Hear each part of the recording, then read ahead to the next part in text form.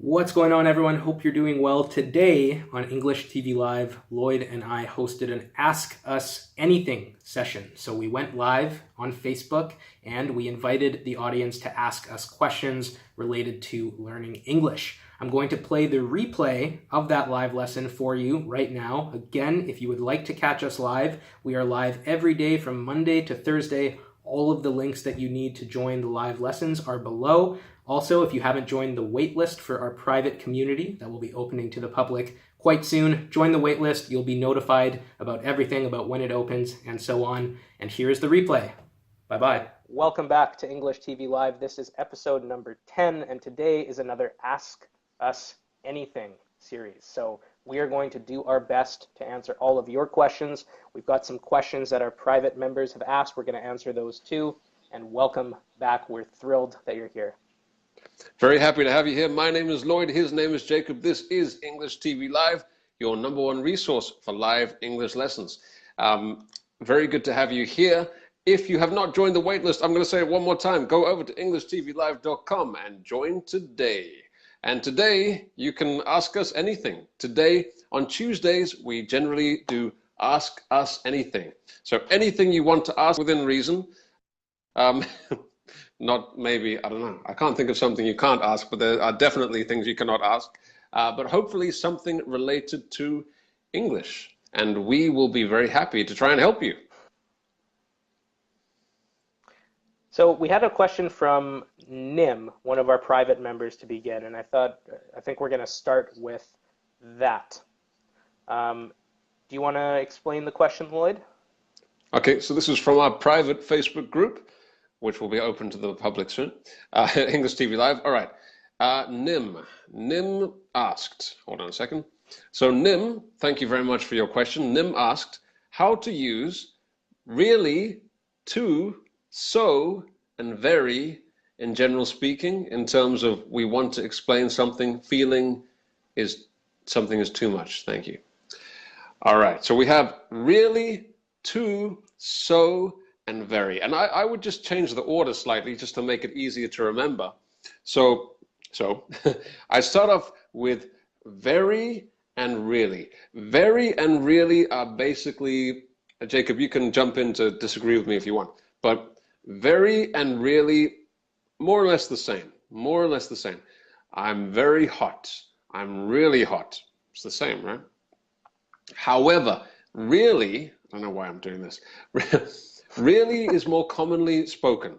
So 9 times out of 10, I think you would rather say really instead of very.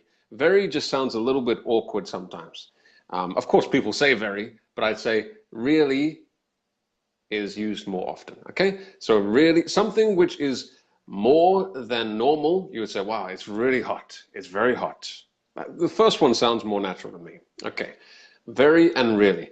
And then I'd say the next level would be something a little bit stronger. When you have a little bit more emotion about something, you would say so. Oh, it's so hot, right? I'm so tired. If you say I'm really tired, it's a little bit, it's not showing your emotion as much. If you say I'm so tired, you're really, well, obviously the way I'm saying it is emphasizing it more. But so gives something a little bit more emotion and feeling, and it's a little bit stronger. And then to would be for something which is negative. So more than you want, more than you want. So it's saying, oh, this is, so maybe if you say something's, if it's so hot, it not necessarily is good or bad. It could be like, wow, that lady is so hot, for example. This is so delicious. This is so amazing. This scenery is so beautiful. But if you say something is too something, then it has a negative meaning. This is too crazy. This is too tiring. This is too difficult. English sometimes, right? So too has a negative meaning. So and really and very could be negative or positive, but generally more positive. Jacob, anything to add there? Yeah, I would. I think you explained that very well, and I would agree with everything you said. Sometimes we are a little bit sarcastic with to, Imagine if you go on a vacation with your friends and you have the most amazing time. You have a really amazing time on this vacation. You return, you return from the vacation and your coworker asks you, "How was the vacation?" You could say, "It was too good." And you don't mean it was negative. You don't mean that in a negative way. You just mean it was extremely good. You enjoyed it too much. So we're kind of sarcastic almost in that way. It was too good. It was better than I expected it to be. Yeah, yeah. So sometimes you say that, but generally, if you use too, it's in a negative way. It's too disgusting. It's I'm not the best with thinking of examples. It's Yeah. So too is something negative because maybe for you that's easy, but for some languages, we were talking about Korean yesterday. Too is usually good. So the word nomu, for example, means too. So something's too delicious, you could say in Korean, is very, very common. And sure, in other languages too, if you say too, it can be a positive thing. But in English, it's usually used for something which is more than you want of something. It's too much. This food is too much. And then Got a there's also question here. yeah, I'd like to add one more thing as well. Or maybe you can jump in, Jacob. So a common mistake I've seen people make is such a, or not using such a. So for example, you say, I posted a video recently, myself and this very cute little, very, very cute girl, okay? And some commenter said something like, she's so cute girl. She's so cute girl. But that's not quite right, Jacob, right? No, you'd want to use such. You'd want to say she's such a cute girl, right? So we use such plus the adjective plus the noun at the end. And it's a very common mistake, like Lloyd said. Sometimes you'll hear people, again, if you're watching a movie, let's say, after the movie, if you really enjoyed it, sometimes you'll hear non-native English speakers say something like, "So good movie." So good movie. It was so good movie. We wouldn't say that. It was such a good movie. So adjective and noun, you should say such a good movie, such a delicious dinner, such a good live show. Okay, such a interesting and informative live show. So if you have the noun and the adjectives, you should say such a. Just be careful about it. I've seen a lot of students get confused with that. So that is one that you definitely want to be careful with. So I've got a question here from Chinwara who says, when people say way to go, it means they are unhappy with what you have done. Oh, comments are coming in fast. With what you have done and they want to use sarcasm. So is way to go always sarcastic? I would say that it can be sarcastic, but more often than not, it's not sarcastic. I personally use way to go with my students a lot, and I actually mean it. I'm not being sarcastic when I say it, usually. I think almost always. And with this one too, it's pretty easy to tell usually if someone is being sarcastic or if they're not. I mean, if you genuinely did something good and someone says way to go, they're probably congratulating you. Way to go just basically means good job, by the way. I should have started with that. But it can be used sarcastically sometimes, as Chinwara pointed out. Sometimes if you do something bad, let's say you make a mistake and someone says way to go, they're probably being sarcastic. They don't actually mean good job. They mean, what the hell is wrong with you? What are you doing? Something like that. Yeah, it totally depends on the tone of voice, as we were saying before with too, right? You could say, oh, it's too amazing. Or you could say, oh, it was such a good show, right? Oh, such an interesting movie. It depends on the tone of voice. Way to go, by the way, is probably more of a American-y expression. British people don't use it that much, way to go. More American style, I'd say. But yeah, it depends on the tone of voice, like way to go, good job, way to go. I personally wouldn't use it that much, maybe in writing sometimes. in a comment. Mhm. But yeah, if you say it in a sarcastic tone of voice, oh, way to go. You know, maybe someone screws up in your job, and your one of your coworkers makes a big mistake. And so, oh, way to go, John. Way to go, in a sarcastic way. So it all depends on the tone of voice. Mhm. I saw a good question earlier from Marino that I just want to repeat right now. Do Oh, you think that's her that surname, by the way. Her name's Ines. I know it's confusing because Inez, it's in the wrong order, but yeah. Inez Marino. Okay. Change your name I on made Facebook then. the same mistake many, many times. Yeah.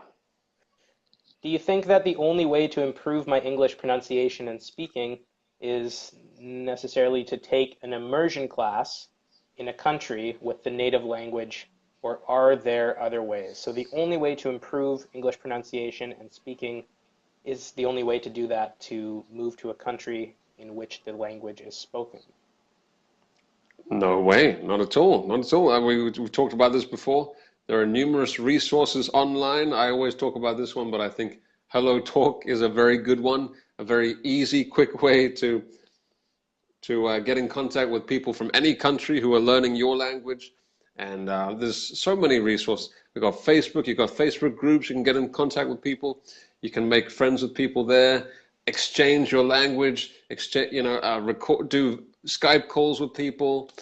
Um, there's so many resources you could do without even leaving your house, which never mind leaving the country. So I think if you investigate, especially in online resources, there's so many, and perhaps even in your city, in your town, there could be get-togethers, language exchange kind of things going on. And there's so many different, there's probably like an unlimited number of ways you could improve your speaking and pronunciation, immerse yourself in the language, watch movies and TV shows at home, make friends from other countries who are in your country. There's so many different ways that you don't need to go to another country, I don't think.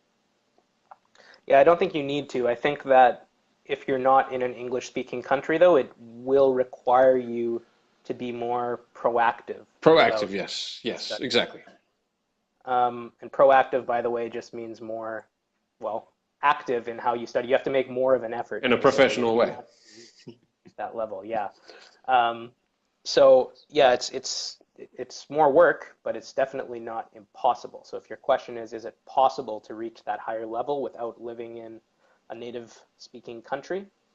Then yes, I would agree with Lloyd too. I think it's definitely possible. And you see people do it all the time. There are many examples of people who have reached an incredibly high level in whatever language without actually living in that country. So it's definitely possible.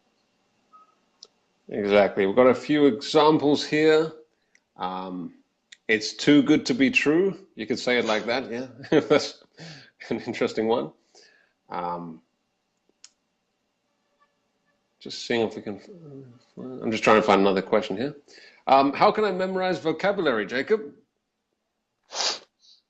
I mean, there's no easy answer to this because everyone learns in a different way. I mean, for That's me, from, when sorry I to was interrupt, that's from Ramazan. Thank you, Ramazan.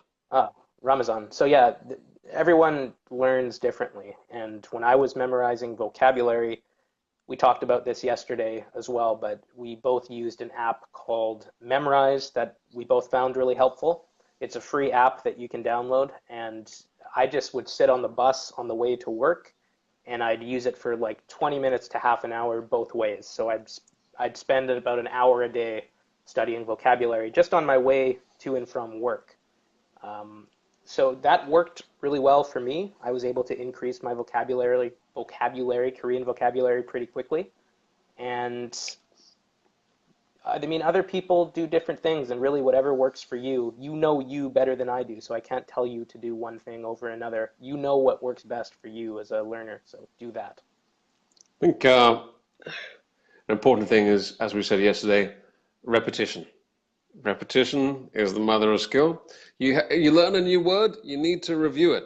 Then you need to review it again. So one of the reasons Memrise is very good. Memrise is fantastic. I've written the name in the comments somewhere in the comments there. By the way, Memrise. sorry to cut MEM. you off. Sorry to cut you off. Let me stress too that we're not like making money from Memrise. We actually just both use it and love it. So it's not Yeah, no. affiliate or anything like that. Yeah, I've been using it for several years. Yeah.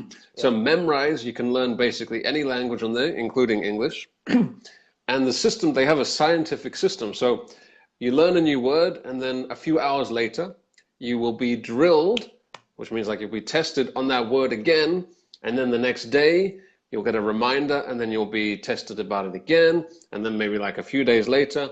So basically, it's about putting these words in your short-term memory and then solidifying them in your long-term memory. So it takes repetition. You don't just learn a word one time and then, I've got it.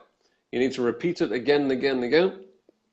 And then eventually it will be stored in your long-term memory. And also you have to understand how to use the words as well. It's not, it's not very useful if you have thousands of these words that you know, but you don't know how to use them properly in a sentence. So you also need to learn collocations. Collocations are the way that words are generally placed next to each other. That's very important as well.